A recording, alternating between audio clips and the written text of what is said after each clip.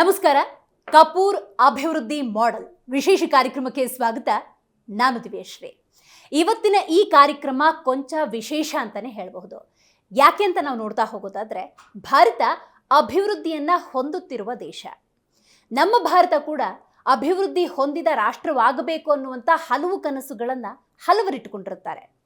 ಈ ನಿಟ್ಟಿನಲ್ಲಿ ನಾವು ಆಯ್ಕೆ ಮಾಡಿರುವಂಥ ಜನಪ್ರತಿನಿಧಿಗಳು ಅಭಿವೃದ್ಧಿ ಹೊಂದಿದ ರಾಷ್ಟ್ರಗಳಿಗೆ ಹೋಗ್ತಾರೆ, ಅಲ್ಲಿ ಅಧ್ಯಯನವನ್ನು ಮಾಡ್ತಾರೆ, ಆ ಯೋಚನೆಗಳನ್ನು ಇಲ್ಲಿ ಇಂಪ್ಲಿಮೆಂಟ್ ಮಾಡೋದಕ್ಕೆ ಹಲವಾರು ಪ್ರಯತ್ನಗಳನ್ನು ಮಾಡ್ತಾರೆ.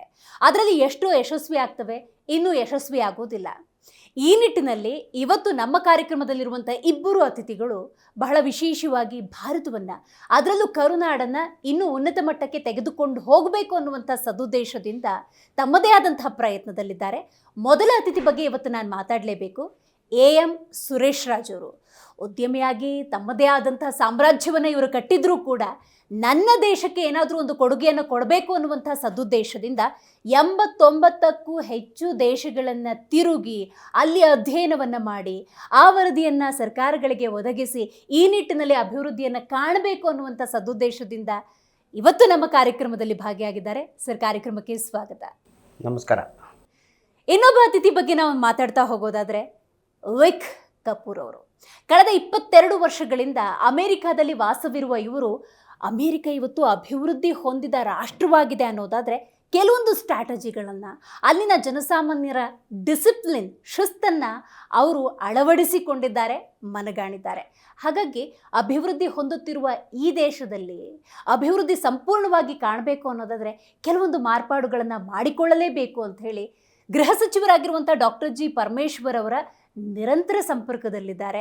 ಹಾಗಾಗಿ ಈ ಒಂದು ಯೋಚನೆಗಳು ನಮ್ಮ ಭಾರತದಲ್ಲಿ, ಕರುನಾಡಿನಲ್ಲಿ ಅಳವಡಿಕೆ ಆದರೆ ಯಾವ ರೀತಿಯ ಬದಲಾವಣೆಯನ್ನು ಕಾಣುತ್ತೆ ಅನ್ನೋದನ್ನು ಅವರ ಮೂಲಕವೇ ನಾವು ತಿಳ್ಕೊಳ್ಳೋಣ. ಉದ್ಯಮಿ, ಹಾಗೇನೆ ಬಹಳ ಮುಖ್ಯವಾಗಿ ಭಾರತದ ಬಗ್ಗೆ ವಿಶೇಷವಾದ ಕನಸನ್ನು ಕಂಡಿರುವಂತಹ ವಿಕ್ ಕಪೂರ್ ಅವರು ಇವತ್ತು ನಮ್ಮ ಕಾರ್ಯಕ್ರಮದಲ್ಲಿದ್ದಾರೆ. ಸರ್, ಕಾರ್ಯಕ್ರಮಕ್ಕೆ ಸ್ವಾಗತ. ನಮಸ್ಕಾರ ಎಲ್ಲರಿಗೂ. ರೈಟ್, ನಿಮ್ಮೆಲ್ಲರಿಗೂ ಕೂಡ ಬಹಳ ಕುತೂಹಲ ಖಂಡಿತವಾಗ್ಲೂ ಇದ್ದೇ ಇದೆ. ವಿಕ್ ಕಪೂರ್ ಅವರು ಇವತ್ತು ಪಾಲಿಟಿಕ್ಸ್ಗೆ ಬಂದಿದ್ದಾರೆ ಅನ್ನೋದಾದ್ರೆ, ರಾಜಕಾರಣಕ್ಕೆ ಬಂದಿದ್ದಾರೆ ಅನ್ನೋದಾದ್ರೆ ಹೇಗೆ ಅನ್ನುವಂಥ ಕುತೂಹಲ. So please explain me how you came to politics. Very good question. I am actually a businessman before I'm a politician. Okay. I went to America. I struggled. I have lived a very, very hard life. And I came up on my own. There was nobody there to help me. And I can feel the pain of the day-to-day life of the people that we all face. So, I was blessed to become successful, to own multiple companies, and that gave me a feeling that now is time and age that I should give back to the community, to the country. So I chose to go for politics to basically become like a social work. Correct. I want to help people. I want to understand people's pain. Then your motto is service. Yes. Yes. Sir, ನೀವು ವಿಶೇಷವಾಗಿ 80ಕ್ಕೂ ಹೆಚ್ಚು ರಾಷ್ಟ್ರಗಳನ್ನು ನೀವು ನೋಡಿದ್ದೀರಿ. Approximately 89 ಅಂತ ನಾನು ಅಂದ್ಕೊಳ್ತೀನಿ. ಅಭಿವೃದ್ಧಿ ಹೊಂದಿದ ರಾಷ್ಟ್ರಗಳಿಗೂ ಹೋಗಿರ್ತೀರಿ, ಅಭಿವೃದ್ಧಿ ಹೊಂದುತ್ತಿರುವ ರಾಷ್ಟ್ರಗಳಿಗೂ ನೀವು ಹೋಗಿರ್ತೀರಿ. ಭಾರತ ಅನ್ನೋದು ಡೆವಲಪಿಂಗ್ ಕಂಟ್ರಿ. ಹಾಗಾಗಿ ಆ ಹೊಸ ಯೋಚನೆಗಳನ್ನು ಭಾರತದಲ್ಲಿ ಇಂಪ್ಲಿಮೆಂಟ್ ಮಾಡಬೇಕು ಅನ್ನುವಂಥ ಮನಸ್ಸು ನಿಮಗಿದೆ. ನನಗೆ ಬಹಳ ಕುತೂಹಲ ಆಯಿತು. ಇವತ್ತು ಬಹಳ ಅಗ್ರಗಣ್ಯರು ಇವತ್ತು ನಮ್ಮ ಕಾರ್ಯಕ್ರಮದಲ್ಲಿ ಭಾಗಿಯಾಗಿದ್ದೀರಿ. ವಿಕ್ ಕಪೂರ್ ಅವರ ಪರಿಚಯ ಹೆಂಗಾಯಿತು? ನೀವಿಬ್ಬರ ಜೊತೆಗೂಡಿ ಏನು ಮಾಡೋದಕ್ಕೆ ಹೊರಟಿದ್ದೀರಿ ಅಂತ? ನಾವಿಬ್ಬರು ಪರಿಚಯ ಆಗಿದ್ದು 98ರಲ್ಲಿ. ಓಕೆ. ನಾನು 93ನಲ್ಲಿ ನಾನು ವ್ಯಾಪಾರ ಸ್ಟಾರ್ಟ್ ಮಾಡಿದೆ. ಮಾಡ್ತಾ ಇರ್ಬೇಕಾದ್ರೆ 5 ವರ್ಷ ಆಗ್ಬಿಟ್ಮೇಲೆ ವಿಕ್ಕಿ ಅವರು ನಾನು ಪರಿಚಯ ಆಯಿತು ಬೆಂಗಳೂರಿನಲ್ಲಿ. ವಿಕ್ಕಿ ಅವರು ಮೂಲತಃ ಪಂಜಾಬ್ ಅವರು. ಅವರು ಇಲ್ಲಿ ವಿದ್ಯಾಭ್ಯಾಸಕ್ಕೆ ಬಂದಿದ್ರು, ಸಿವಿಲ್ ಇಂಜಿನಿಯರ್ ಅವರು. ಅವ್ರು ಸಿವಿಲ್ ಇಂಜಿನಿಯರ್ ಮಾಡ್ತಾ ಇರ್ಬೇಕಾದ್ರೆ ಅವ್ರ ತಾಯಿ ಇವ್ರು ಮಾತ್ರ ಇದ್ದಿದ್ದು. ಇವ್ರಿಗಿನ್ ಯಾರು ಬ್ಯಾಕ್ ಇದ್ದಿಲ್ಲ. ಇವ್ರ ಫೀಸ್ ಇವ್ರು ಕಟ್ಟಬೇಕಂದ್ರೆ ಏನೋ ಪಾರ್ಟ್ ಟೈಮ್ ವರ್ಕ್ ಮಾಡ್ತಾಯಿದ್ರು. ಪಾರ್ಟ್ ಟೈಮ್ ವರ್ಕ್ ಮಾಡಬೇಕಾದ್ರೆ ಆವಾಗ ನನ್ನ ಬಿಸ್ನೆಸ್ನಲ್ಲಿ ಬಂದು ಇವರು ಜಾಯ್ನ್ ಆದರು ಆಸ್ ಅ ಪಾರ್ಟ್ನರ್. ಆಗ ಆಗಿ ಇವರ ನನ್ನ ನಂಟು, ಇವರ ನನ್ನ ಸ್ನೇಹ ಡೆವಲಪ್ ಆಯಿತು. ಅವತ್ತಿಂದ ಇವತ್ತವರೆಗೂ. ವಿಕ್ಕಿ ಅವರು ಇಲ್ಲಿ 10 ವರ್ಷ ಇದ್ದರು ಬೆಂಗಳೂರಿನಲ್ಲಿ. 10 ವರ್ಷ ನಾವು ಜೊತೆಲೇ ಮಾಡಿದರೆ ಆಮೇಲೆ ಅವ್ರಿಗೂ ಒಂದು ಒಳ್ಳೆಯ ಅವಕಾಶ ಸಿಕ್ತು ಅಮೆರಿಕಾಗೆ ಹೋಗೋಕ್ಕೆ. ಅಮೇರಿಕಾಗೆ ಹೋದರು. ಅಮೇರಿಕಾಗೆ ಹೋಗಿ ಅಲ್ಲಿ ಬಿಸ್ನೆಸ್ ಮಾಡೋದು ಒಳ್ಳೆ ಬಿಸ್ನೆಸ್. ಏನು ಇಲ್ಲಿ ಬಿಸ್ನೆಸ್ ನಾವು ಮಾಡ್ತಾಯಿದ್ರಿ ಏನಿಲ್ಲ, ಅವ್ರಿಗೆ ಎಕ್ಸ್ಪೀರಿಯನ್ಸು ಅನುಭವ ಏನಿತ್ತು ಅದೇ ಅಲ್ಲಿ ಬಂದ್ಬಿಟ್ಟು ಅದನ್ನ ಸೇಮ್ ಕಂಟಿನ್ಯೂ ಮಾಡಿದ್ರು. ಮಾಡಿದಾಗ ಒಳ್ಳೆ ಅಭಿವೃದ್ಧಿ ಮಾಡಿದ್ರು, ಒಳ್ಳೆ ಸಕ್ಸಸ್ ಆದರು. ಇವನ್ 8 ಬಿಸ್ನೆಸ್ ಮಾಡ್ತಾಯಿದ್ರು, ಮಲ್ಟಿ ಬಿಸ್ನೆಸಸ್ ಮಾಡ್ತಾಯಿದ್ದಾರೆ. ಒಳ್ಳೆ ಆದಾಯ, ಒಳ್ಳೆ ಒಂದು ಇದು ಬಂತು. ಯಾಕಂದರೆ ಇವರು ವಿದ್ಯಾಭ್ಯಾಸ ಮಾಡಬೇಕಾದ್ರೆ ಕಷ್ಟ ಬಿದ್ದು ಫೀಸ್ ಕಟ್ತಾಯಿದ್ರು. ಅಂದರೆ ಇವರೇ ದುಡಿದು ಇವರೇ ಕಟ್ತಾಯಿದ್ರಲ್ಲ, ಆ ನೋವು ಇವ್ರಿಗೆ ಗೊತ್ತಿತ್ತು. ಪ್ರತಿಯೊಬ್ಬರು ಆ ಕಷ್ಟ ಇರುತ್ತೆ, ಎಲ್ರಿಗೂ ಇರಲ್ಲ. ಕೆಲವರಿಗೆ ಏನು ಕೆಳಮಟ್ಟದಿಂದ ಬಂದಿರ್ತಾರಲ್ಲ ಅವ್ರಿಗೆ ಆ ಕಷ್ಟ ಇರುತ್ತೆ. ಅವ್ರಿಗೆ ನಾನು ಬಂದಿರೋ ದಾರಿ ತೋರಿಸ್ಬೇಕು ಅಂತ ಇವರು ಮನಸ್ಸಿನಲ್ಲಿ ಬಂದರು. ಇವಾಗ ನಾನು ಬ್ಯಾಂಗ್ಳೂರಿನಲ್ಲಿ ಅದೇ ಮಾಡ್ತೀನಿ, ನನ್ನ ಅವರು ಫಾಲೋ ಮಾಡಿ ಓಕೆ ಸುರೇಶ್ ಅವರು ಅದು ಮಾಡ್ತಾಯಿದ್ದಾರೆ, ನಾನು ಯಾಕಿಲ್ಲ ಅಮೇರಿಕನಲ್ಲಿ ಮಾಡಬಾರ್ದು ಅಂದ್ಬಿಟ್ಟು ರಾಜಕೀಯನಲ್ಲಿ ಹೋದರು. ಟ್ರಂಪ್ ಅವರು ಪಾರ್ಟಿನಲ್ಲಿ ಹೋದರು. ಅವ್ರ ಪಾರ್ಟಿನಲ್ಲೇ ಇವರು ಸೇವೆ ಮಾಡ್ತಾಯಿದ್ದಾರೆ, ಸೋಷಿಯಲ್ ವರ್ಕ್ ಮಾಡ್ತಾಯಿದ್ದಾರೆ, ಸಮಾಜ ಸೇವೆ ಮಾಡ್ತಾಯಿದ್ದಾರೆ, ಇವನ್ ಬಿಸ್ನೆಸ್ಸು ಮಾಡ್ತಾಯಿದ್ದಾರೆ. ತುಂಬ ದೊಡ್ಡ ದೊಡ್ಡ ಬಿಸ್ನೆಸ್ಸನ್ನು ಅಮೇರಿಕನಲ್ಲಿ ಮಾಡ್ತಾಯಿದ್ದಾರೆ. ಆಗ ಇವರು ನನ್ನ ನಡುವೆ ಬಂದ್ಬಿಟ್ಟು ಮಾತುಕತೆ ಯಾವಾಗಲೂ ಇದ್ದೇ ಇರುತ್ತೆ. ಬಿಸ್ನೆಸ್ದಾಗಲಿ, ಪೊಲಿಟಿಕಲ್ ಆಗಲಿ, ರಾಜಕೀಯದಾಗಲಿ ಅಥವಾ ಸೋಷಲ್ ಲೈಫ್ದಾಗಲಿ, ಬಡವರು ಬಗ್ಗರು ಅದು ಇದು. ಈಗ ಕಪೂರ್ ಅವ್ರು ಬಂದ್ಬಿಟ್ಟು ಎಷ್ಟು ದೊಡ್ಡ ದೇಶದಲ್ಲಿ ಅವರು ಹುಟ್ಟಿ ಬೆಳೆದಿರೋದಂದರೆ ಮೋರ್ ದೆನ್ ಅಂದರೆ 3,025,000 ಜಾತಿ ಇರೋಂಥ ದೇಶದಲ್ಲೇ ಅವ್ರು ಹುಟ್ಟಿರೋದು. 1,600 ಭಾಷೆಗಳಿರೋಂಥ ದೇಶದಲ್ಲಿ ಅವ್ರು ಹುಟ್ಟಿರೋದು. 170 ಕೋಟಿ ಜನರು ವಾಸ ಆಗ್ತಿರೋಂಥ ಜನರ ಮಧ್ಯದಲ್ಲಿ ಅವ್ರು ಹುಟ್ಟಿರೋದು. ಇವತ್ತು ಅಮೆರಿಕ ಏರಿಯಾ ತುಂಬ ದೊಡ್ಡದು, ಬಟ್ ಜನಸಂಖ್ಯೆ ಕಮ್ಮಿ, ಡೆವಲಪ್ಡ್ ಕಂಟ್ರಿ. ಇಲ್ಲಿ ಬಂದು ನಾನು 27 ವರ್ಷದಿಂದ ಏನೋ ಕಲ್ತಿದ್ದೀನಿ, ಅದು ಮತ್ತೆ ನಾನು ಬಂದ್ಬಿಟ್ಟು ಜನರಿಗೆ ಏನೋ ಮಾಡಬೇಕನ್ಬಿಟ್ಟು ಅವರು ಡಾಕ್ಟರ್ ಜಿ ಪರಮೇಶ್ವರ್ ಅವರ ಫಾಲೋವರು. ಅವರ ಏನು ಮಾಡ್ತಾರೆ ಅವ್ರು ಸದಾ ನೋಡ್ತಾ ಇರ್ತಾರೆ. ಅವರು ಯಾಕಂದರೆ ಕೈ ಶುದ್ಧ ಬೈ ಶುದ್ಧ ನಮ್ಮ ಡಾಕ್ಟರ್ ಜಿ ಪರಮೇಶ್ವರ ಅವರು. ಅವ್ರನ್ನ ಫಾಲೋ ಮಾಡ್ತಾ ಇರುವಾಗ ಅವ್ರು ಹೆಂಗೆ ಮಾಡ್ತಾರೆ, ಅವ್ರ ಥರನೇ ನಾವು ಏನೋ ಮಾಡಬೇಕು, ಅವ್ರ ಥರ ನಾವೇನೋ ಸಮಾಜಕ್ಕೆ ಕೊಡಬೇಕು ಅಂತ ಅವ್ರನ್ನ ಫಾಲೋ ಹೆಂಗೆ ಮಾಡ್ತಾರೆ ಅಂದರೆ, ಅವರು ಮೆಡಿಕಲ್ ಕಾಲೇಜಸ್ ಇರ್ಬೋದು, ಅವ್ರದ್ದು ಇನ್ಸ್ಟಿಟ್ಯೂಟ್ ಇರ್ಬೋದು, ಇಂಜಿನಿಯರ್ಸ್ ಕಾಲೇಜ್ ಇರ್ಬೋದು, ಸಮಾಜಕ್ಕೆ ಏನು ಅವ್ರು ತಗೊಂಡು ಸಮಾಜದಿಂದ ಏನು ಅವ್ರಿಗೆ ಬಂದು ಮತ್ತೆ ಅವ್ರು ಸಮಾಜಕ್ಕೆ ಕೊಡ್ತಾ ಇದ್ದಾರೆ. ಅದೇ ರೀತಿ ನಾವು ಮಾಡಬೇಕು ಅಂದ್ಬಿಟ್ಟು ನಾವಿಬ್ಬರು ಯಾವಾಗಲೂ ಚರ್ಚೆ ಮಾಡ್ತಾ ಇರ್ತೀವಿ. ಅದರಿಂದ ಯಾವಾಗನ ಇವ್ರಿಗೆ ಸಿಕ್ಕಾಪಟ್ಟೆ ಬ್ಯುಸಿ ಇರ್ತಾರೆ ಅಮೇರಿಕನಲ್ಲಿ. ಇವಾಗ ಬ್ಯಾಂಗ್ಳೂರ್ಗೆ ಬಂದು ಬರೀ 5 ದಿವಸಕ್ಕೆ ಬಂದಾಗ ಇಲ್ಲಿಂದ ಏನು ಕಲಿಬೇಕು, ಏನು ಮಾಡಬೇಕು, ಡಾಕ್ಟರ್ ಜಿ ಪರಮೇಶ್ವರ ಅವ್ರನ್ನ ಹೋಗಿ ಭೇಟಿ ಆಗೋದು, ಅವ್ರ ಜೊತೆ ಅವರಿಂದ ಸಲಿಗೆ ತೊಗೊಳ್ಳೋದು, ಅದೇ ಎತ್ಕೊಂಡ್ಬಿಟ್ಟು ಇಂಪ್ಲಿಮೆಂಟ್ ಮಾಡೋದು, ಅಲ್ಲಿಂದ ತಗೊಂಡು ಇಲ್ಲಿ ಏನೋ ಇದ್ದರೆ ಡಾಕ್ಟರ್ ಜಿ ಪರಮೇಶ್ವರ್ ಅವ್ರಿಗೆ ಹೇಳೋದು. ಈ ಥರ ಒಳ್ಳೆ ಇದನ್ನ ಏನು ಪೊಲೀಸ್ ಆಗಿರ್ಬೋದು, ಕ್ರೈಮ್ನ ಹೆಂಗೆ ಬಂದ್ಬಿಟ್ಟು ತಡೆ ಹಿಡಿಯೋದು. ಈಗ ಬಂದ್ಬಿಟ್ಟು ಏನಂದರೆ ಏನು ಡ್ರಗ್ಸ್ ಏನಿದೆ ಅದು ಡ್ರಗ್ಸ್ ತುಂಬ ದೊಡ್ಡದಾಗಿ ಬೆಳೀತಾ ಇರೋದ್ರಿಂದ ಎಲ್ಲ ದೇಶದ ಯುವಕರು ಹಾಳಾಗ್ತಾ ಇದ್ದಾರೆ. ಯುವಕರು ಒಂದು ಆ ದೇಶಲ್ಲ ಏನೋ ಹೆಚ್ಚು ಕಮ್ಮಿ ಆಗ್ಬಿಟ್ರೆ ಆ ದೇಶ ಕುಗ್ಗೋಗುತ್ತೆ. ಅದನ್ನು ಯುವಕರಿಗೆ ಯಾವುದೇ ಕಾರಣಕ್ಕೂ ಆ ಡ್ರಗ್ಸ್ ಸಿಕ್ಕಬಾರ್ದು. ಆ ಡ್ರಗ್ಸ್ ಸಿಕ್ಕಿದಂಗೆ ಯಾರು ಜವಾಬ್ದಾರಿ ಅಂದರೆ ಬರೀ ಮಿನಿಸ್ಟರ್ಸು, CM ಆ್ಯಂಡ್ PM ಪ್ರತಿಯೊಬ್ಬ ಪ್ರಜೆದು ಜವಾಬ್ದಾರಿ.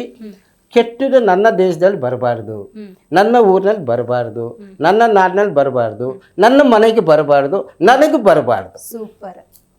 ಇದು ಪ್ರತಿಯೊಬ್ಬ ಮನುಷ್ಯನಲ್ಲೂ ಬರಬೇಕು. ಅದು ನಾವಿಬ್ಬರು ಯಾವಾಗಲೂ ಬಂದ್ಬಿಟ್ಟು ಚರ್ಚೆ ಮಾಡ್ತಾ ಇರ್ತೀವಿ. ಚರ್ಚೆ ಮಾಡ್ತಾ ಇರ್ಬೇಕಾದ್ರೆ ನಾವು ಈ ದೇಶಕ್ಕೆ, ಜನರಿಗೆ, ಈ ನಾಡಿಗೆ ಏನನ್ನ ಕೊಡಬೇಕಂತ ತುಂಬ ಕುತೂಹಲ ಇಟ್ಕೊಂಡು ಬಂದಿರೋಂಥ ನಮ್ಮ Vicky Kapoor. Sir, you are into America politics. How you connected to our Home Minister Dr. G. Parmeshwar? Why you like him so much? It's not a question why. Actually, I came to Bangalore in 1993. Okay. I was born and raised in Punjab. Okay. I came here to study. Okay. And ever since I came here, actually, I have been following him. And he is a great person. Selfless service. Oh. He has no... he is not looking something to do for himself. He just wants to do for the public. Very nice. And that is the reason for over 30 years he is still you know, the He's Home into Minister. politics. Yes. Oh, very nice. Okay, got it. Yes. So if I want to be someone, I would like to be like him. Okay. You know. Sir ನಿಮ್ಮಿಬ್ಬರ ಮಾತು ನಾನು ಕೇಳ್ತಾ ಇರ್ಬೇಕಾದ್ರೆ ಏನಾದರೂ ಒಂದು ಕ್ರಾಂತಿ ಮಾಡಬೇಕು ಅನ್ನೋ ಇಚ್ಛೆ ನಿಮ್ಮಲ್ಲಿ ಕಾಣ್ತಾ ಇದೆ.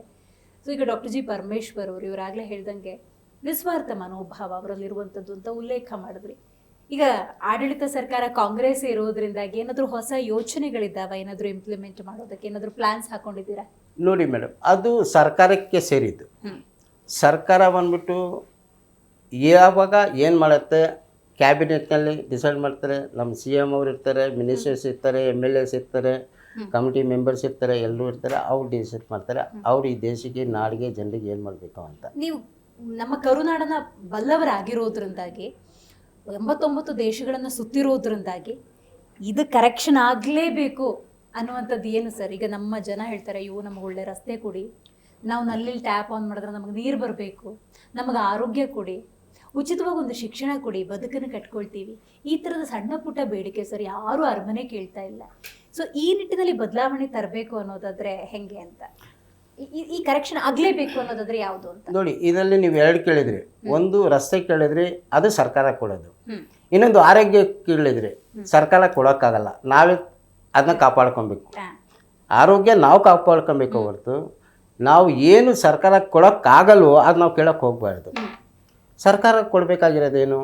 ನಮಗೆ ಒಳ್ಳೆ ರಸ್ತೆ, ಒಳ್ಳೆ ಫೆಸಿಲಿಟೀಸು, ಕಾನೂನು ರೀತಿಯಲ್ಲಿ ಚೌಕಟ್ಟು, ಹೆಣ್ಣುಮಕ್ಕಳಿಗೆ ಸುರಕ್ಷೆ, ಏಜ್ ಆದವರಿಗೆ ಸುರಕ್ಷೆ, ಪ್ರತಿಯೊಬ್ಬ ಸಿಟಿಸನ್ಸ್ಗೂ, ಪ್ರತಿಯೊಬ್ಬ ನಾಗರಿಕನಿಗೂ ಸೇಫ್ಟಿ ಕೊಡಬೇಕಾಗಿದ್ದು ಸರ್ಕಾರದ, ಯಾವುದೇ ಸರ್ಕಾರ ಆಗಲಿ, ಯಾವುದೇ ದೇಶ ಆಗಿರಲಿ, ಅದರ ಕರ್ತವ್ಯ. ಅದು ನಮ್ಮ ಸರ್ಕಾರ, ನಮ್ಮ ಸಿದ್ದರಾಮಯ್ಯ ಸಾಹೇಬರು ತುಂಬ ಚೆನ್ನಾಗಿ ಮಾಡ್ತಾಯಿದ್ದಾರೆ. ಅದಕ್ಕೆ ಅವರು ತುಂಬ ಇಷ್ಟು ವರ್ಷದಿಂದ ಒಂದು ಒಳ್ಳೆ ನಾಯಕರಾಗಿ ಯಾವುದೇ ಒಂದು ಕರಪ್ಷನ್ ಇಲ್ದಿರ ಬಂದಿರುತ್ತೆ. ಯಾವುದೋ ಸಣ್ಣ ಪುಟ್ಟ ಬಂದಿತ್ತು, ಅದರಿಂದ ಕ್ಲೀನ್ ಚಿಟ್ ಬಂದಿದ್ದಾರೆ. ಇದೆಲ್ಲ ಇದೇ ಇರುತ್ತೆ ರಾಜಕೀಯದಲ್ಲಿ. ಈ ಥರ ಕಾಂಗ್ರೆಸ್ ಮಾಡ್ತಾ ಇರೋದು ಇವತ್ತಿನ ದಿವಸಗಳಲ್ಲಿ ತುಂಬ ಒಳ್ಳೆ ಇದು ಕೊಡ್ತಾ ಇದ್ದಾರೆ. ಹೆಣ್ಮಕ್ಳಿಗಾಗಲಿ, ವಿರೋಧ ಪಕ್ಷ 1000 ಹೇಳುತ್ತೆ, ಇವರು ವಿರೋಧ ಪಕ್ಷಕ್ಕೆ ಹೋದ ಇವರು ಹೇಳ್ತಾರೆ, ಅದಿದ್ದಿದೆ. ಅದರಲ್ಲಿ ಬಂದ್ಬಿಟ್ಟು ಏನಿಲ್ಲ, ಇವತ್ತು ಜನರಿಗೆ ಒಳ್ಳೇದಾಗ್ತಾ ಇದೆ. ಇದು ಬಂದ್ಬಿಟ್ಟು ಅದೇ ಈಗ CM ಚೇಂಜ್ ಮಾಡಬೇಕು ಅಂತ ನಮ್ಮ ಚರ್ಚೆಗಳಿದೆ. ಅದರಲ್ಲಿ ನಾನು ಎಲ್ಲ ಕಂಪೇರ್ ಮಾಡಿದರೆ, ನೀವು ಜಾತಿ ಮೇಲೆ ಹೋಗ್ಬೇಡಿ ಯಾವತ್ತು. Correct sir. ಜಾತಿ ಮೇಲೆ ಯಾವತ್ತೂ ಹೋಗ್ಬೇಡಿ, ವ್ಯಕ್ತಿ ಮೇಲೆ ಹೋಗಿ. ವ್ಯಕ್ತಿ ಅವತ್ತಿಂದ ಏನು ಮಾಡ್ಕೊಂಡ್ಬಂದಿದ್ದಾರೆ, ಅವ್ರ ಗುಣಗಳೇನು, ಅವ್ರ ಕೈ ಕೊಟ್ಟರೆ ಏನಾಗತ್ತೆ. ಇವತ್ತು ಏನಾಯ್ತು ಅಂದರೆ, ನಮ್ಮಲ್ಲಿ ಪುರಾಣ ಏನು ಹೇಳುತ್ತೆ ಅಂದರೆ, ರಾವಣ ಬಂದ್ಬಿಟ್ಟು ತಪಸ್ಸು ಮಾಡಿ ಆತ್ಮಲಿಂಗನ ಪಡ್ಕೊಳ್ತಾರೆ. ಹೌದು, ಆತ್ಮಲಿಂಗನ ಪಡ್ಕೊಂಡು ಅದು 1000 ವರ್ಷ ತಪಸ್ಸು ಮಾಡಿ ಶಿವನಿಂದ ಆತ್ಮಲಿಂಗನೇ ಪಡ್ಕೊಳ್ತಾರೆ. ಶಿವ ಯಾರಿಗೂ ಕೊಟ್ಟಿಲ್ಲ ಆತ್ಮಲಿಂಗ, ತನ್ನ ಆತ್ಮಲಿಂಗ ರಾವಣನ ಕೊಡ್ತಾರೆ. ಒಂದೇ ಒಂದು ತಪ್ಪು ಮಾಡಿದ್ರೆ ಚಿಕ್ಕ ಹುಡುಗನ ಕೈಗೆ ಅದು ಕೊಟ್ಟು ತನ್ನ ತಪಸ್ಸು ಮಾಡಿರೋದೆಲ್ಲ ಒಂದು ಕ್ಷಣದಲ್ಲಿ ಕಳ್ಕೊಂಡ್ಬಿಡ್ತಾರೆ.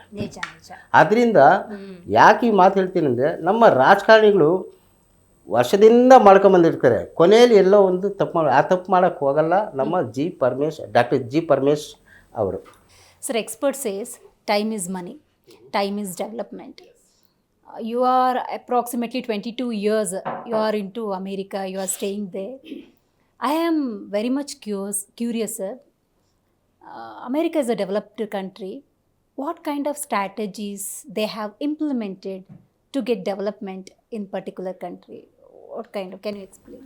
So see, having a strategy is one thing. Following the strategy or sticking with the strategy is the most important thing. Oh, got it. Yes. Everything is with the system, and people follow the system. People obey the law. People they work hard, and everybody wants to feed their family. Everybody wants to be successful, and that kind of give everybody the. It's not a one person cannot develop a whole country. Correct. It is collectively with the whole population. The population has come together, work together, and the technology. You talk about technology. You talk about medical fields and everything. The reason is number one is because they develop the system, like I said, and they follow it. So people and the government, there is a very good relationship in America. Yes. Am I right? Yes. Okay. in India, everything is depending upon government, sir.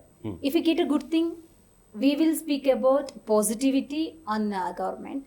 If any mistakes happened, we will scold government. Is it right? See, let me tell you this. If you go to school, in a class, there are 35, 40 children, students, I would say. One teacher, he has to take care of 40. It's so difficult.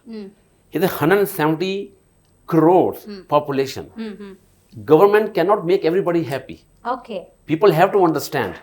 They, like I said, they need to obey. When there is a law, when government says do this, not everybody is going to be happy. And it's very difficult.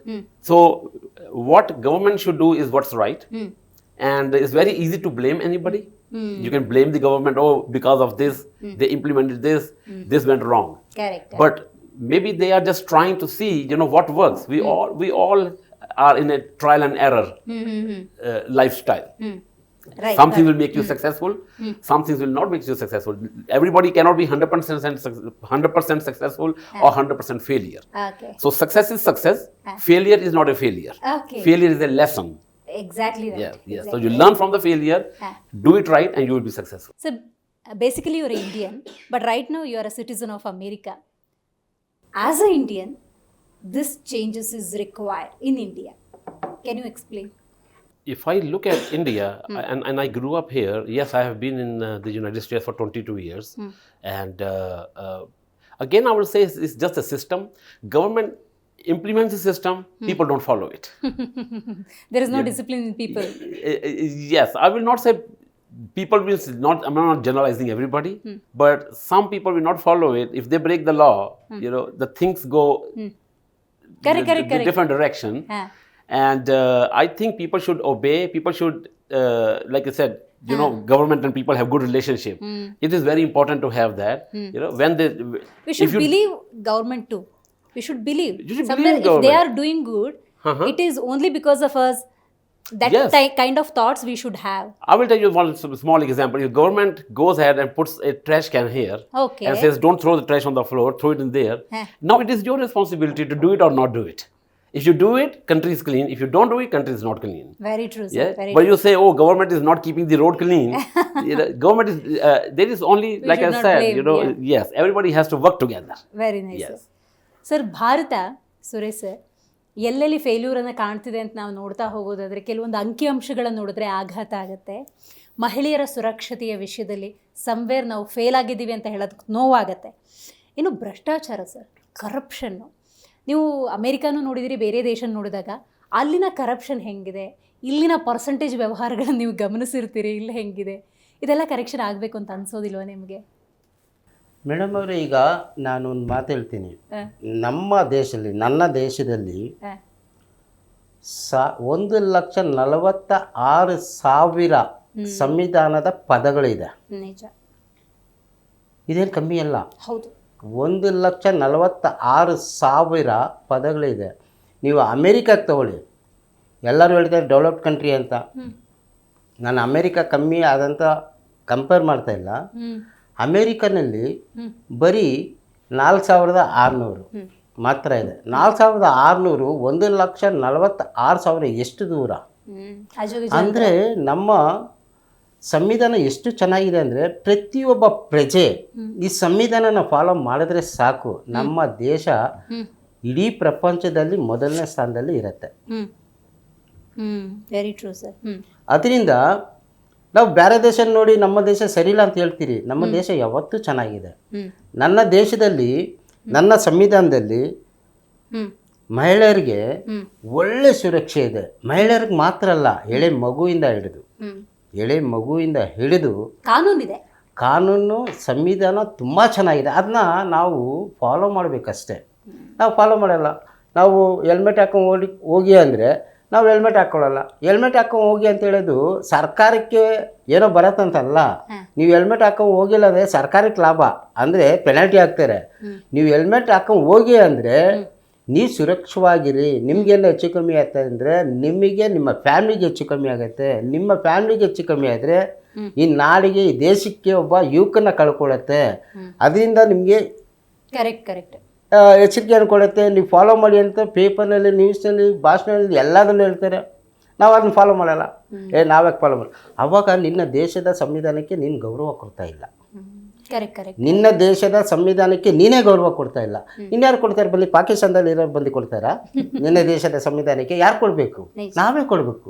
ನನ್ನ ತಾಯಿಗೆ ಮರ್ಯಾದೆ, ಗೌರವ, ಪ್ರೀತಿ, ವಿಶ್ವಾಸ ನಾನು ಕೊಡಬೇಕು. ಯಾಕಂದರೆ ಇದು ನನ್ನ ದೇಶ. ನಾನೇ ಕೊಟ್ಟಿಲ್ಲ ಅಂದರೆ ಇನ್ಯಾರು ಕೊಡ್ತಾರೆ? ಸರ್, ಅಬೌಟ್ ಕರಪ್ಷನ್ ಅನ್ನೋದು ಎಲ್ಲ ಕಡೆ ಇರುತ್ತೆ ಮೇಡಮ್, ಇಡೀ ಪ್ರಪಂಚದಲ್ಲಿರುತ್ತೆ. ಅದು ಈಗ ನಾವು 78 ವರ್ಷ ಆಯಿತು, ಅಲ್ಲಿಂದ ಈಗ ಕಂಪೇರ್ ಮಾಡಿದರೆ ಎಷ್ಟೋ ಕಮ್ಮಿ ಆಗಿದೆ. ಈಗ ಫಸ್ಟ್ ಬಂದ್ಬಿಟ್ಟು ಒಬ್ಬ MLAನ ಎತ್ತಿ ಒಳಗಡೆ ಹಾಕಕ್ಕೆ ಒಬ್ಬ ಸಾಮಾನ್ಯ ಮೆಂಬರ್ನ ಮುಟ್ತಾ ಇದ್ದಿಲ್ಲ ಪೊಲೀಸವರು. ನನ್ನ ಸಂವಿಧಾನ ಎಷ್ಟು ಚೆನ್ನಾಗಿದೆ ಅಂದರೆ, prime minister, CM, PM, minister ತಪ್ಪು ಮಾಡಲಿ, ಎತ್ತಿ ಫಸ್ಟು ಜೈಲೊಳಗಡೆ ಹಾಕ್ತಾರೆ. ತಪ್ಪು ಮಾಡಿದರೆ ಸಾಕು. ಅದರಲ್ಲಿ ದೊಡ್ಡವರೇನೋ ತಪ್ಪು ಮಾಡಿದ್ರು ಫಸ್ಟ್ ಹಾಕ್ತಾರೆ. ಹೌದು. ಚಿಕ್ಕವ್ರಿಗೆ ಕ್ಷಮೆ ಇದೆ ನಮ್ಮ ಸಂವಿಧಾನದಲ್ಲಿ, ಯಾಕಂದರೆ ಗೊತ್ತಿಲ್ದಿರ ತಪ್ಪು ಮಾಡಿರ್ತಾನೆ. ಗೊತ್ತಿರೋನು ತಪ್ಪು ಮಾಡೋಕ್ಕೆ ಹೋಗ್ಬಾರ್ದು. ಗೊತ್ತಿರೋನು ಈಗ ಇವತ್ತು ನೋಡ್ಬೋದು, ಈ ಒಂದು 10 ವರ್ಷಗಳಿಂದ ಮಿನಿಸ್ಟ್ರುಗಳು ಎತ್ತಿ ಒಳಗಡೆ ಹಾಕ್ತಾರೆ, CMನ ಎತ್ತಿ ಒಳಗಡೆ ಹಾಕ್ತಾರೆ, MLAಗಳನ್ನ ಹಾಕ್ತಾರೆ. ಯಾಕಂದರೆ ಅವ್ರಿಗೆ ಫುಲ್ ಪವರ್ ಇರುತ್ತೆ. ಆದರೆ ಕೂಡ ನನ್ನ ಸಂವಿಧಾನ ತುಂಬ ಸ್ಟ್ರಾಂಗ್ ಆಗಿದೆ. ಆ ಸಂವಿಧಾನ ಒಂದು ಫಾಲೋ ಮಾಡಿದ್ರೆ ಪ್ರತಿಯೊಬ್ಬ ಪ್ರಜೆ, ನನ್ನ ದೇಶ ಆಟೋಮೆಟಿಕ್ ಆಗಿ ಡೆವಲಪ್ ಆಗಿಬಿಡುತ್ತೆ. Right, very nice, sir. Sir, I am very much curious about caste system. India is struggling in this caste system. What about America? Is there any caste system? No, there is no caste system. Everybody is equal. Oh, very nice, Yes, sir. not only the government will see everybody as equal. Even the people of the United States, they look at everybody as equal. It is not that you are lower caste, you cannot sit with me. You have to stand outside. Everybody has their right. Everybody has given a right to live. Everybody goes. A person who is digging the road, who is fixing the gutter outside, he goes and eats a buffet in the same restaurant that a businessman is sitting and eating. Oh, okay. And nobody will say you cannot sit here Okay. because you are the person who's working on the road. Okay, So got it. yes, everybody is equal there. So what about corruption? India is with it. India is bahuteka full of corruption, we say. What about America? So just like my friend Suresh just mentioned, these things are happening. When people go to elect, okay, people will elect somebody who's running, then they will have their views who they want to elect. If I am running, my opposite, somebody is running my opponent, it's up to the people who they want to vote for. It's not my control. Okay. So what government have implemented is who can run for the office is the most important. Super. Ultimate. They have to have, if I have any record, any bad background, any bad history, I cannot join the government. So the corruption, the question of corruption is not there. Okay. I have a clean record is only because I am given the ticket to run for the party. As per my language, marks card is very important. Marks card is very important. Okay. Yes, if you fail in every subject and they give you a doctor's license degree, No, it is impossible. you're going to cut somebody open and Very nice.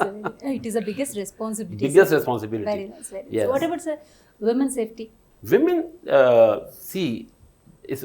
the country is very, very safe in terms of women, and because of women's rights, are very strong.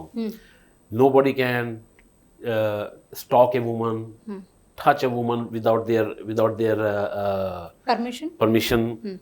and if anything happens, the law is so strong. It is not that the police officer will come and you give them money and they will leave. So law is above all. There's no one above law in America. You could be a president, you could be a politician, a successful businessman. You break the law, you go to jail. So when people realize that, and like I said, people obey the law, they don't want to mess with it. Because then once they go to jail, then the record is gone. Very true. Sir. Yes. So nobody will hire them. Huh. They go to apply for a job. They check their background. Oh, he has been to jail because of this reason. Oh, we have a lot of female staff. We don't want to have this. We don't want to take a chance. Regarding politics, sir, I'm going little deep. One party and another party, if you take it as an example, they will comment in personally. Is it, what about in America? Is it same, or they will only talk about development, only talk about what they have to do and they not like that, or they will go to personal. Here one person will talk about they'll take the personal issues and everything. Here comments are passing like this. It is a little different there. Is just like you see Donald Trump. People are not liking him, Okay. but people elected him because what he promised, he's sticking to that. He said, I will reform immigration. He's reforming immigration. Oppositions are making a big deal about it, but he's doing what he said he will do, and people elected him for that. Okay, got it. He said he will bring the manufacturing plants to United States. So he's trying to not bring too much from China. And people are against him for that. But he's doing what he said he will do. So once you're sticking to promise also, people like, the opposition will always talk the opposite about you no matter what you do. Correct. Like my friend, this one gave example, you can give somebody a food in a golden plate. If you're opposition, he's going to say something bad about this food. God sir, ಹಾಗಾದ್ರೆ wick Kapoor ಅವ್ರು ಮಾತಾಡೋ ಹಾಗೆ ಕಾನೂನಿನ ಪಾಲನೆ ಪ್ರತಿಯೊಬ್ಬರು ಕೂಡ ಮಾಡಬೇಕಾಗತ್ತೆ. ಲಾ ಮಾಡಿರೋದು ಪೀಪಲ್ಗಾಗಿ, ನೀವು ಕೂಡ ಆಗಲೇ ಉಲ್ಲೇಖ ಮಾಡ್ತಿದ್ರಿ. ಬಟ್ ಅದ್ರ ಬಗ್ಗೆ ಜಾಗೃತಿ ಮೂಡಬೇಕಾಗತ್ತೆ. ಈಗ ಅಮೇರಿಕಾ ಅಂದಾಗ ಬಹುತೇಕ ಅಲ್ಲಿ ಸಾಕ್ಷರತೆ ಇದೆ, ಎಜುಕೇಷನ್ ಚೆನ್ನಾಗಾಗುತ್ತೆ.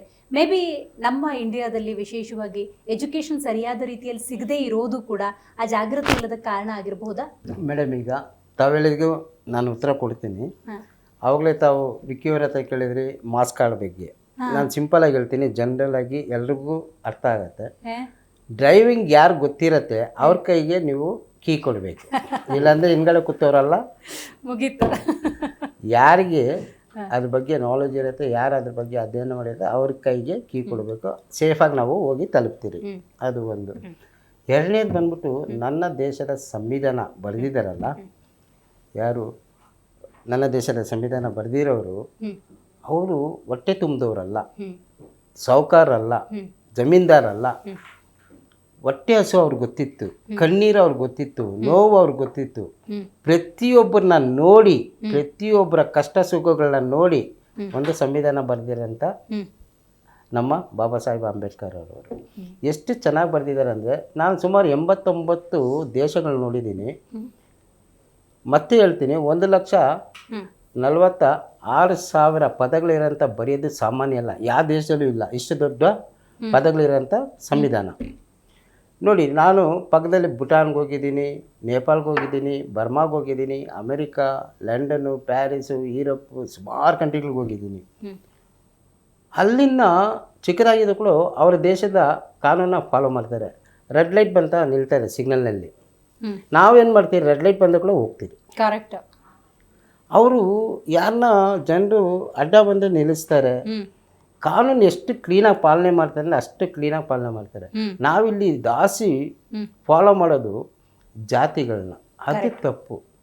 ಎಲ್ಲರಿಗೂ ಸಮ ಪಾಲು ಸಮ ಬಾಳು ಇದೆ ನಮ್ಮ ಸಂವಿಧಾನದಲ್ಲಿದೆ. ಯಾವೊಂದು ಜಾತಿಗೂ ಮೇಲು, ಯಾವೊಂದು ಜಾತಿಗೂ ಕೀಳು, ಆ ಥರ ಇಲ್ಲ. ನಾವೇನು ಮಾಡ್ತೀವಿ, ನಮ್ಮ ಜಾತಿ ನಮ್ಮನ್ನು ಸಾಕಲ್ಲ ಮೇಡಮ್. ನನ್ನ ಸಾಕ್ತಾ ಇರೋದು ಸಮಾಜಕ್ಕೆ ನಾವು ಗೌರವ ಕೊಡಬೇಕು. ಸಮಾಜದಲ್ಲಿ ಎಲ್ಲ ಜಾತಿ ವರ್ಗದವರು, ಎಲ್ಲ ಭಾಷೆ ಅವರು ಇದ್ದಾರೆ. ಆ ಸಮಾಜಕ್ಕೆ ನಾವು ಯಾವತ್ತೂ ಸಲಿಟ್ ಹೊಡಿಬೇಕು ಹೊರತು ಇನ್ನೊಂದು ಜಾತಿ, ಇನ್ನೊಂದು ಭಾಷೆ, ಇನ್ನೊಂದು ವ್ಯಕ್ತಿನ ಬಂದು ಮಾತಾಡಿ ಅವರ ಮನಸ್ಸನ್ನು ಯಾವತ್ತೂ ನೋಯಿಸಬಾರ್ದು. ಹಾಗಾದರೆ ನಿಮ್ಮ ಸಂದೇಶ ಸರ್ ಈ ಕಾರ್ಯಕ್ರಮದ ಮೂಲಕ ಸಮಾಜಕ್ಕೆ? ನಾನು ಸಮಾಜಕ್ಕೆ ಏನು ಹೇಳೋದಂದರೆ, ಯಾರನ್ನೂ ಮನಸ್ಸು ನೋಯಿಸೋ ಥರ ಮಾತಾಡಬೇಡಿ. ಯಾವ ಜಾತಿನೂ ದೊಡ್ಡದಲ್ಲ, ಯಾವ ಜಾತಿನೂ ಚಿಕ್ಕದಲ್ಲ, ಯಾವ ಭಾಷೆನೂ ದೊಡ್ಡದಲ್ಲ, ಯಾವ ಭಾಷೆನೂ ಚಿಕ್ಕದಲ್ಲ. ನನ್ನ ದೇಶನೇ ದೊಡ್ಡದು, ನನ್ನ ದೇಶದಲ್ಲಿರೋರು ಎಲ್ಲ ದೊಡ್ಡವರೇ. ನನ್ನ ದೇಶದಲ್ಲಿರೋರು ಎಲ್ಲ ಜನಾಂಗನೂ ಬಂದು ದೊಡ್ಡದೆ ಅಂತ ಹೇಳೋಕ್ಕೆ ಇಷ್ಟಪಡ್ತೀನಿ. Right sir. Sir, your message to society? My message to society, I will only like to say, every government wants their country to be good, be developed, and people to live a good life. Very nice. But government alone cannot do everything. Okay. You have to work with the government. If you don't like something, take it to them, write it to like an application, but don't break it and burden the government and say, oh, government is not doing their job, when it is your job to do what they tell you to do. Correct. Very nice, sir. Thank you so much. Thank you for inviting me to this platform. Right, sir. Thank you so much sir. ಕಾರ್ಯಕ್ರಮದಲ್ಲಿ ಭಾಗಿಯಾಗಿ ಹಲವಾರು ವಿಚಾರಗಳನ್ನು ನೀವು ತಿಳಿಸ್ಕೊಟ್ರಿ. ತುಂಬ ಧನ್ಯವಾದಗಳು ತಮಗೆ, ತಮ್ಮ ಈ ಚಾನಲ್ಲು ಜಿ ಕನ್ನಡ ನ್ಯೂಸಿಗೆ. ಎಲ್ಲರಿಗೂ ಒಳ್ಳೆಯದಾಗಲಿ. ಇಡೀ ದೇಶದಲ್ಲಿ, ಪ್ರಪಂಚದಲ್ಲಿರೋ ಎಲ್ಲರೂ ಸುಖವಾಗಿ ನೆಮ್ಮದಿಯಾಗಿ ಇರಲಿ ಅಂತ ಆಶಿಸ್ತಾ, ದೇವರಲ್ಲಿ ಕೇಳ್ಕೊಳ್ತಾ ನಾನು ನಿಮಗೆ ನಮಸ್ಕಾರವನ್ನು ತಿಳಿಸ್ತೇನೆ. ನೋಡಿದ್ರಿಂದ ವೀಕ್ಷಕರೇ, ಇವತ್ತಿನ ನಮ್ಮ ಕಾರ್ಯಕ್ರಮದಲ್ಲಿ ವಿವೇಕ ಕಪೂರ್ ಅವರು ಹಾಗೆಯೇ ಸುರೇಶ್ ರಾಜ್ ಅವರು ಭಾಗಿಯಾಗಿದ್ದರು. ಬಹಳ ಮುಖ್ಯವಾಗಿ ನೋಡಿ, ಹಲವಾರು ದೇಶಗಳನ್ನು ಸುತ್ತಿದ್ದಾರೆ ಇವರು, ಅಭಿವೃದ್ಧಿಯನ್ನು ಕಂಡಿದ್ದಾರೆ, ಆ ದೇಶದ ನಾಗರಿಕರನ್ನು ಬಲ್ಲವರು ಇವರು. ಇವ್ರು ಹೇಳ್ತಿರೋದಿಷ್ಟೇ, ಒಂದು ಸರ್ಕಾರ ಅಂದಾಗ ಕೆಲವೊಂದು ಕಾನೂನುಗಳನ್ನು ತಂದ ಸಂದರ್ಭದಲ್ಲಿ ಅದನ್ನು ಜನಸಾಮಾನ್ಯರು ಪಾಲನೆ ಮಾಡಿದಾಗ ಅಭಿವೃದ್ಧಿಯ ಒಂದು ಹಂತ ಅನ್ನೋದಾಗತ್ತೆ. ಇನ್ನು ಸಾಕ್ಷರತೆ ಅನ್ನೋದು ಬಹಳ ಮುಖ್ಯ. ಆ ನಿಟ್ಟಿನಲ್ಲಿ ಸರ್ಕಾರಗಳು ಹಲವಾರು ಕಾರ್ಯಕ್ರಮಗಳನ್ನು ಹಾಕಬೇಕು ಅಂತ. ಮಹಿಳೆಯರ ರಕ್ಷಣೆಯ ನಿಟ್ಟಿನಲ್ಲಿ ಸರ್ಕಾರ ಹಲವಾರು ಕಾರ್ಯಕ್ರಮಗಳನ್ನು ಮಾಡ್ತಾ ಇದೆ. ಅದು ಕೂಡ ಒಂದು ಹಂತದಲ್ಲಿ ಚೆನ್ನಾಗಿ ಇಂಪ್ಲಿಮೆಂಟ್ ಆಗಬೇಕು ಅಂತ. ಬೇರೆ ದೇಶಗಳ ಜೊತೆ ಕಂಪೇರ್ ಮಾಡೋದು ಬೇಡ, ಆದರೆ ನಮ್ಮ ದೇಶ ಯಾವ ರೀತಿ ದೊಡ್ಡ ಮಟ್ಟಕ್ಕೆ ಹೋಗಬೇಕು ಅನ್ನುವ ಹಲವಾರು ಯೋಚನೆಗಳನ್ನು ಇಟ್ಕೊಂಡಿದ್ದಾರೆ. ಎಲ್ಲರಿಗೂ ಶುಭವಾಗಲಿ ಅಂತ ಹಾರೈಸ್ತಾ ಇವತ್ತಿನ ಕಾರ್ಯಕ್ರಮವನ್ನು ಮುಗಿಸೋಣ. ನೋಡ್ತಾ ಇರಿ ಜೀ ಕನ್ನಡ ನ್ಯೂಸ್, ಸತ್ಯವೇ ಸುದ್ದಿಯ ಜೀವಾಳ.